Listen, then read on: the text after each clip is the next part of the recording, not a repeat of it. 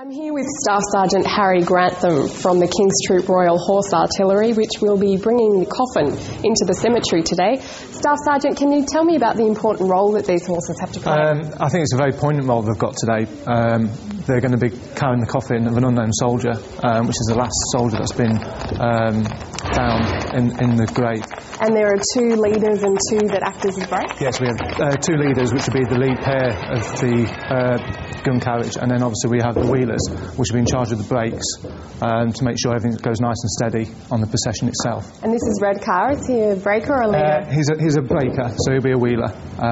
He's quite a cheeky guy. He likes to be very inquisitive and know what's going on.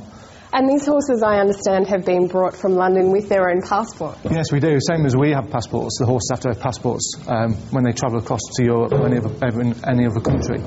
So, yeah, it's quite amusing, really, when you see that we have to provide passports as well. The King's Troop Royal Artillery has a very special role, especially in World War I, didn't it? Yes, it did. That was our main role in the First World War, was to pull a ton and a half of gun carriage into action and out of action in quite tremendous conditions, really. And we've not changed anything over the last 102 years now. We try and keep everything as it was in the First World War, through the tack, through the horses that we choose. Irish draft horses? Yeah, these are all Irish draft horses. We find they're a very robust horse, especially when they're pulling a ton and a half of gun at the gallop. And we find their capabilities are very good for the job we employ them to do.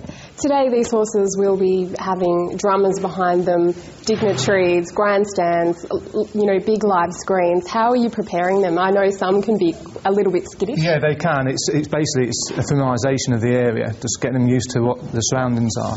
A lot of rehearsals, a lot of time, a lot of patience is needed for the horses, because we need to get them settled first before we can bring all the units in.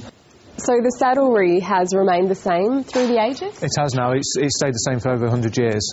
We try and keep all the harness and the saddlery the same, just keep the traditions of the King's Troop alive.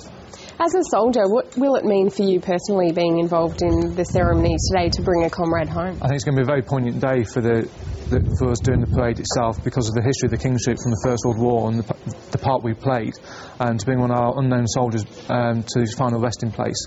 It could be quite a deep down emotional day, but I'm sure everything will go smoothly and it will all go to plan. And is it poignant that the soldier they're burying last is an unknown soldier? I think it is, but I think deep down it would be nice to know his whereabouts and his identity, so then the family can actually connect themselves to the person that they've not known for all this time. Have you been heartened by the amount they've been able to attach to names? Yes, it is. It's been quite impressive, really, through the DNA testing that they've been doing with the Australians and the British side, to finally find these soldiers and actually give the families some identity of the people they've lost in the First World War. Staff Sergeant, thank you very much. Thank you very much.